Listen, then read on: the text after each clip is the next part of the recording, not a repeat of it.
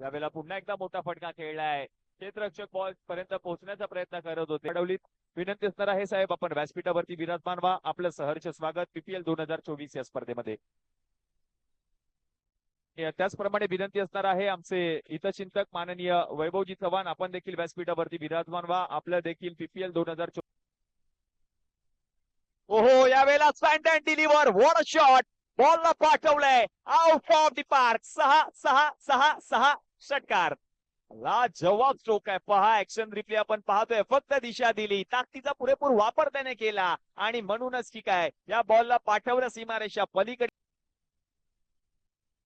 यावेळेला आणखीन एक शॉट.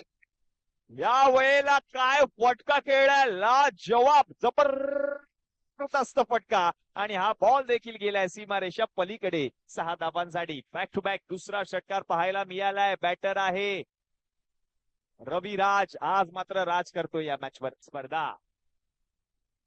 यावेळेला उडवलाय समोर समोर उडवलेला हा फटका रविराजच्या बॅट मधून. आणखीन एक षटकार पाहायला मिळालाय. धावसंख्या जर आता आपण पाहिली तर जाऊन पोहोचले धाव फलकावरती 45 या आकड्यावर. यावेळेला आणखीन एक मोठा फटका. यावेळेला देखील आणखीन एक बॉल. व्यासपीठाला सलामी देणारा फटका पाहायला मिळालाय. आणखीन एक षटकार पाहायला मिळतोय रविराजच्या बॅट मधून. लगातारचा दुसरा.